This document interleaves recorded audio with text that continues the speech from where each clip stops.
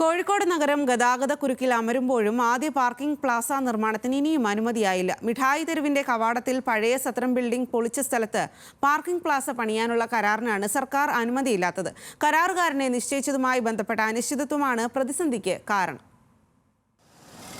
വ്യാപാര കേന്ദ്രങ്ങൾ ഏറെയുള്ള കോഴിക്കോട് നഗരത്തിൽ വണ്ടിയൊന്ന് നിർത്തണമെങ്കിൽ കിലോമീറ്ററുകൾ ചുറ്റേണ്ട സ്ഥിതിയാണിന്ന്.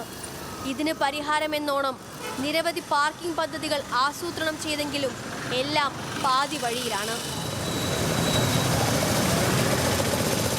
കഴിഞ്ഞ ഒക്ടോബറിലാണ് മിഠായി തെരുവിന് സമീപം പാർക്കിംഗ് പ്ലാസ നിർമ്മാണത്തിന് തറക്കല്ലിടുമെന്ന് കോർപ്പറേഷൻ അധികൃതർ അറിയിച്ചത്.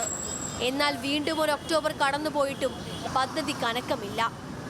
നിലവിലെ ഭരണസമിതിക്ക് കാലാവധി പൂർത്തിയാക്കാനായപ്പോൾ പഴയ സത്രം ബിൽഡിംഗ് പൊളിക്കാനായതും പാർക്കിംഗ് പ്ലാസയ്ക്കായുള്ള സ്ഥലത്ത് ഇരുചക്ര വാഹനങ്ങൾ നിർത്തിയിടാൻ കഴിഞ്ഞു എന്നതും മാത്രമാണ് നേട്ടം.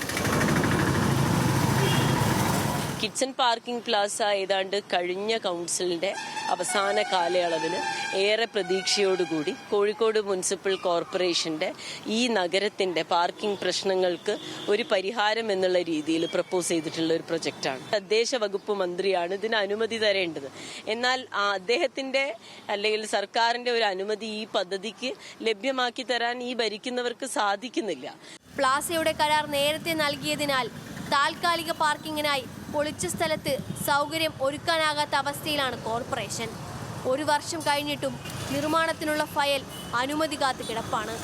റെയിൽവേ സ്റ്റേഷൻ ലിങ്ക് റോഡിന്റെ രണ്ട് വശങ്ങളിലും ലൈൻ വരച്ചിട്ട് ഇരുചക്ര വാഹനങ്ങൾ പാർക്ക് ചെയ്യുന്നൊരു സാഹചര്യം നമുക്ക് കാണാം. അവിടെയാണ് കോഴിക്കോട് മുനിസിപ്പൽ കോർപ്പറേഷന്റെ ഉടമസ്ഥതയിലുള്ള പൊന്നും വിലയുള്ള ഭൂമിയിൽ ഒരു സിമെന്റ് സ്ട്രക്ചർ എന്ന് എഴുതി വെച്ച് പുറത്തൊരു ബോർഡും കാണാം. ഏഷ്യയിലെ തന്നെ ആദ്യത്തെ ഇന്റഗ്രേറ്റഡ് കമേഴ്ഷ്യൽ പാർക്കിംഗ് പ്ലാസ എന്നുള്ളൊരു ബോർഡ് മാത്രം കാണാം. ഇന്നും ആ പദ്ധതി പൂർത്തീകരിക്കാൻ സാധിച്ചിട്ടില്ല.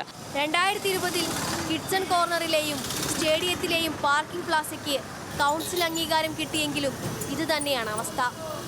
നിലവിലെ പാർക്കിംഗ് പ്രശ്നങ്ങൾക്ക് പരിഹാരമായി 20 നിലയുള്ള പാർക്കിംഗ് പ്ലാസകൾ നിർമ്മിക്കണം.